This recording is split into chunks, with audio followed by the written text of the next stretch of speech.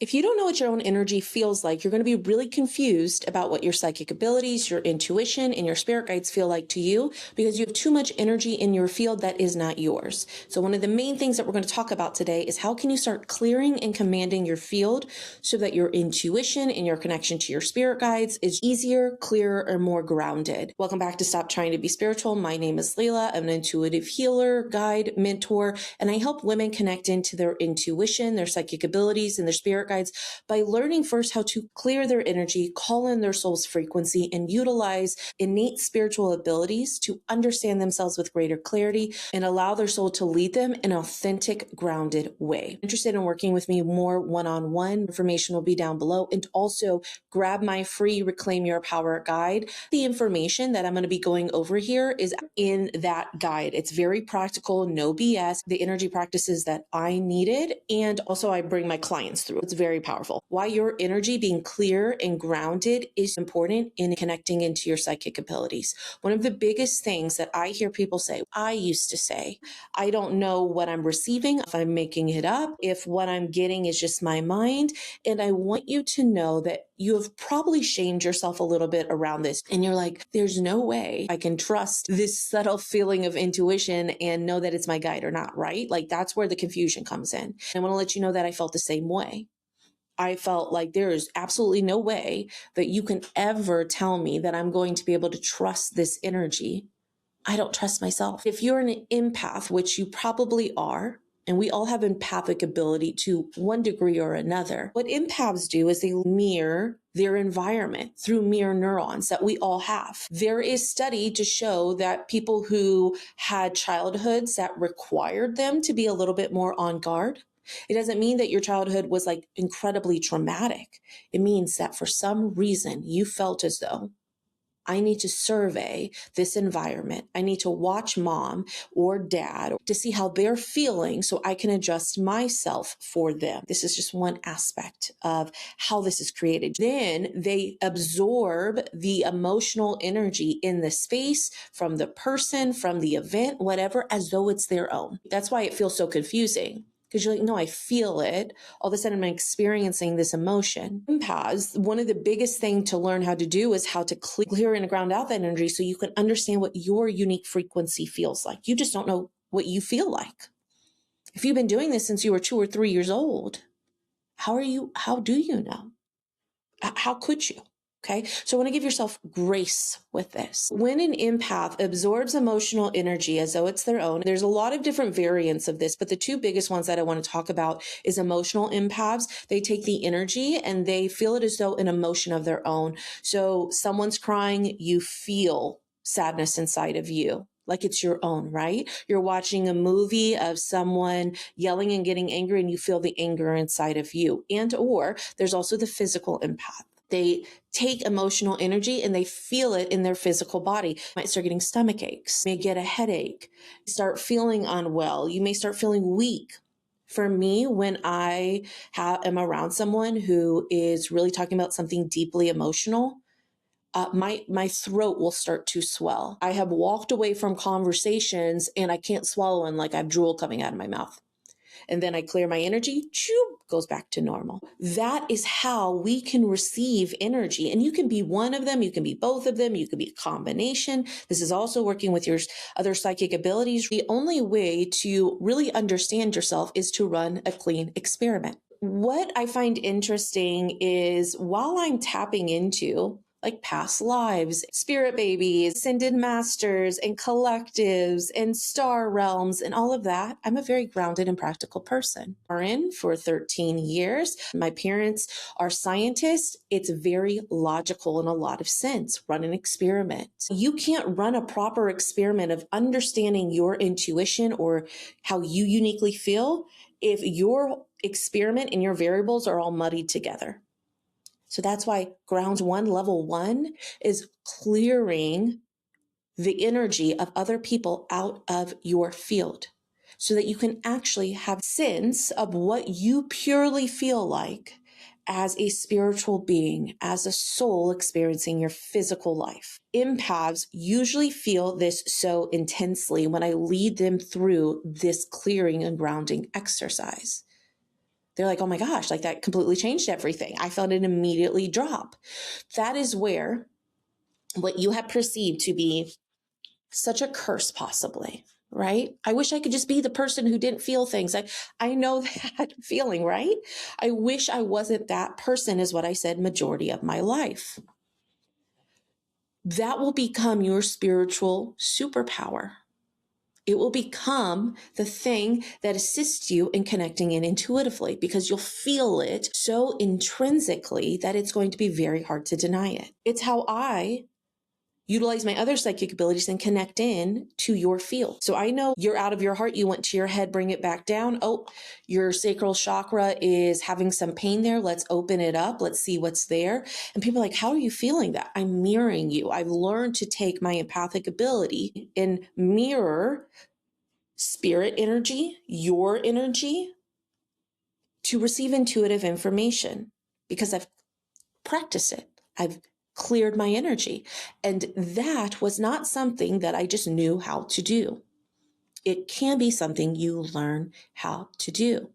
It's what makes me a good intuitive, with the utilization of my other psychic skills, of course, and learning to trust and develop it. It takes time, but if you're an empath, you're going to feel it greatly. Once we learn how to clear energy, and I have a free Reclaim Your Power guide I will have down below. This guide is exactly what I walk myself through in my daily environment, especially when I was working in the hospital. You dealt with a lot of emotional energy, a lot of fear, especially in the high risk unit where we had moms who were like, 20 weeks, and we are having to try to stop them from going into labor. And so when you are an empath and you're sensitive and you are unaware, that energy is overwhelming. And so I walk you through some very easy to follow, grounded, practical energy centering, clearing, and grounding energy. You no longer have to feel a victim to your environment, and you begin to understand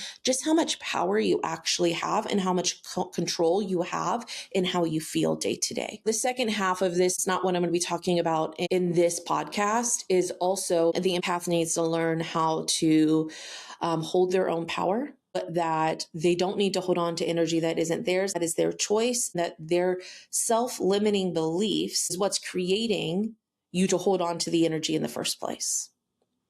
That is the second stage of the empath being empowered. Okay, it's learning how to clear, ground, understand your own energy, create that kind of barrier. But then your second spiritual awakening, your second phase of empathic ability is not even being concerned or afraid of that, because you no longer hold on to energy that isn't yours. You as an empath will always feel energy. Because we've changed our beliefs and our coding, it literally just clears out.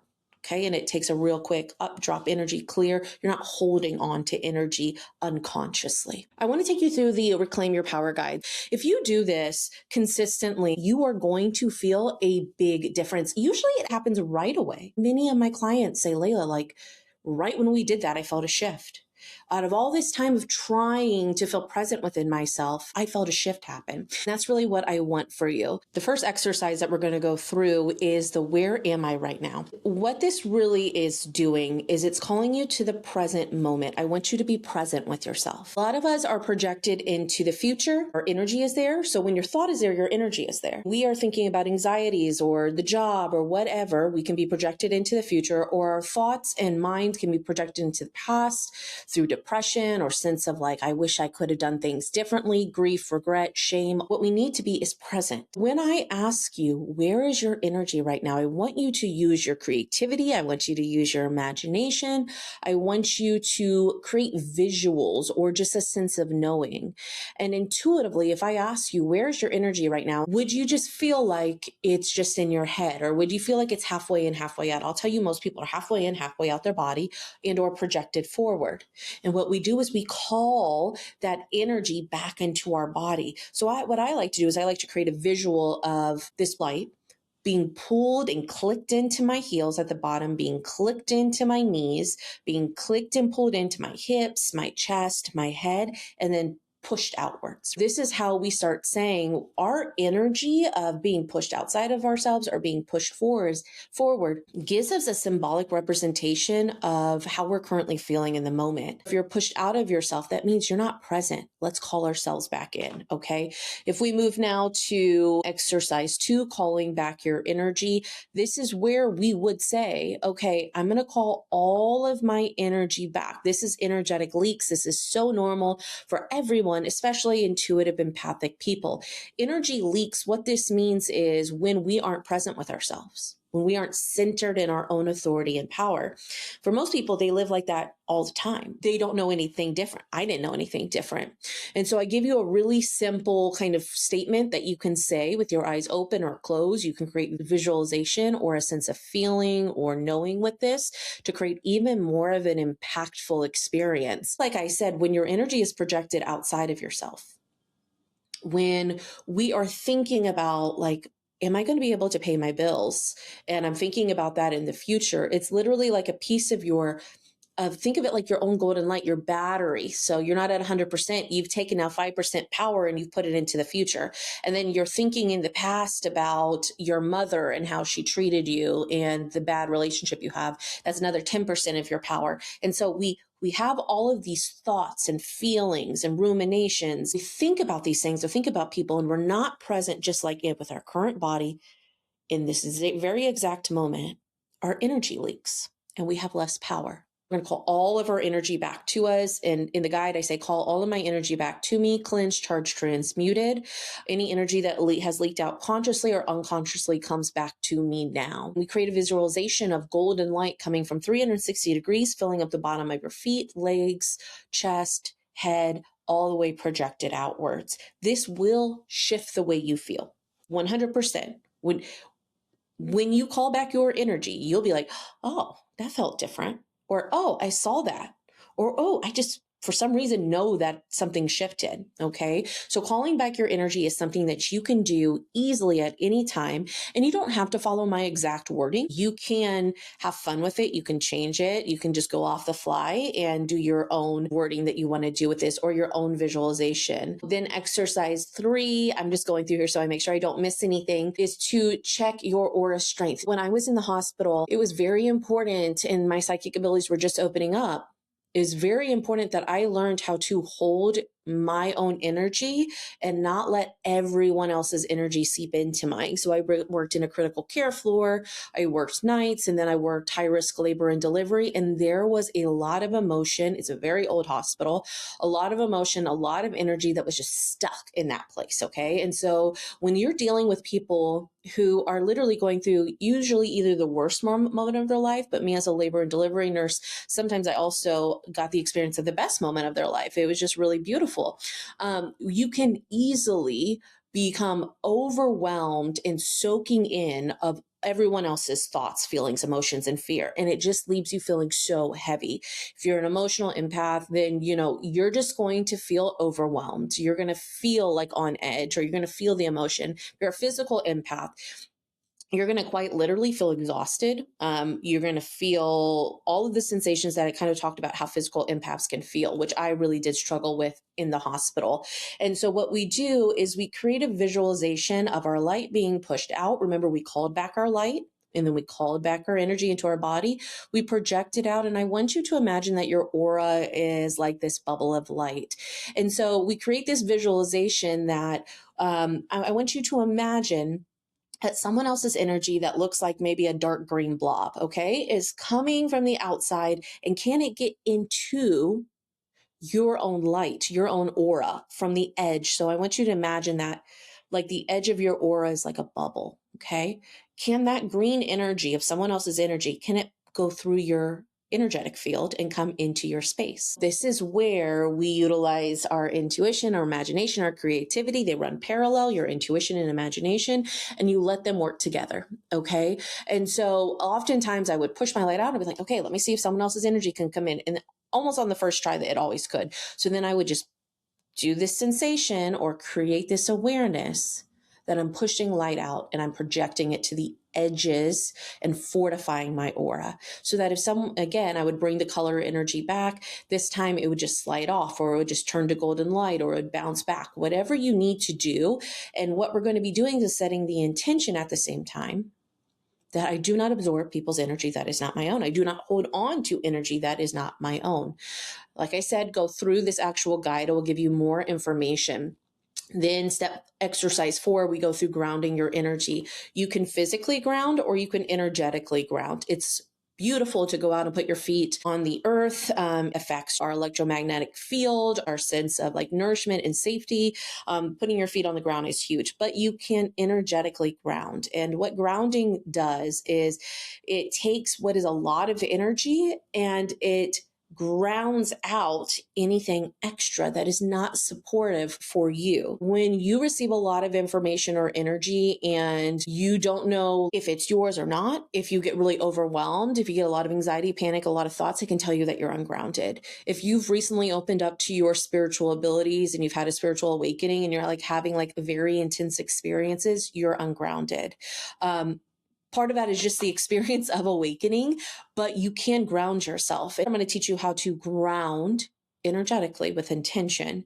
So that color light that we brought in, remember where we said we called back all the energy and it was golden light? I want you to imagine that it goes like tree roots out into the ground. That's how we're going to start visually, intentionally grounding your energy, is imagining that the energy is going down into the roots, and you're going to say, I'm grounding my energy now. Setting the intention that anything that is not mine or not to my benefit or not for me is getting grounded out now. Okay, so more information on that in the guide.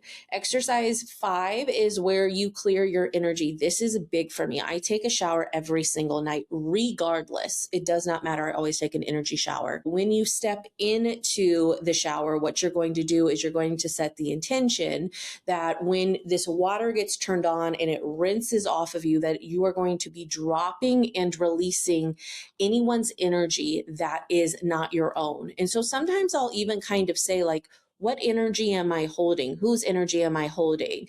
And I'll allow myself to always think, of course, I'm holding some sort of work. So when I was working at the hospital, I would see would create a visual of like a little hospital dropping down into the roots, into the grounding system.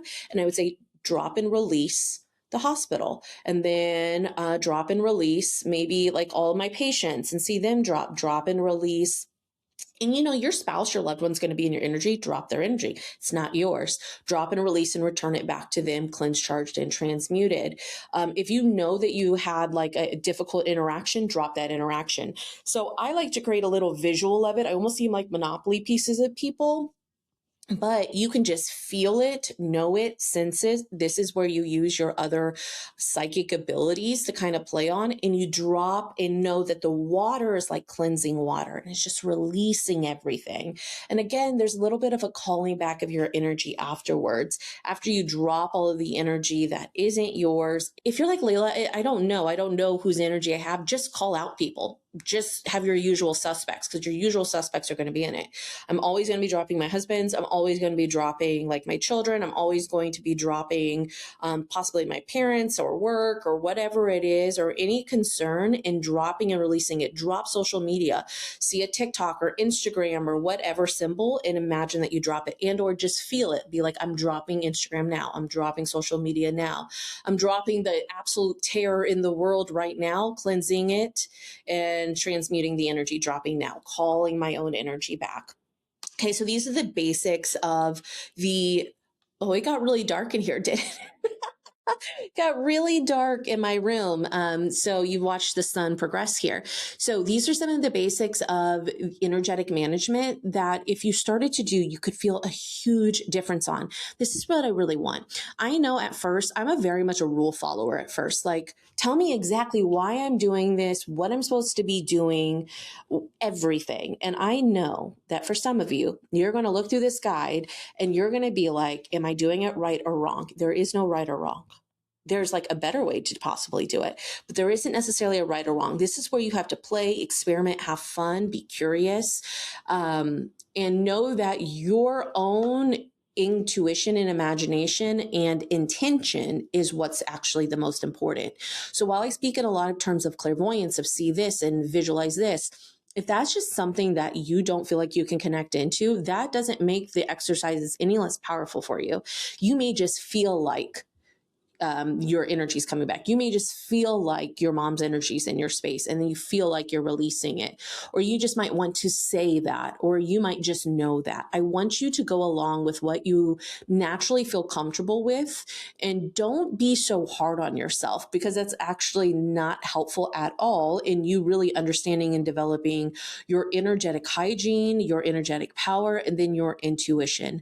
If you continue to do this, you will notice that if you start to continue to go further and connecting into like channeling your soul, connecting to your guides, really understanding how to read energy, that it's going to become much more clear, because you've created a clear frequency at that moment. You're not overwhelmed with everyone else's energy in your space, so that you can actually start understanding what it is that you're picking up on.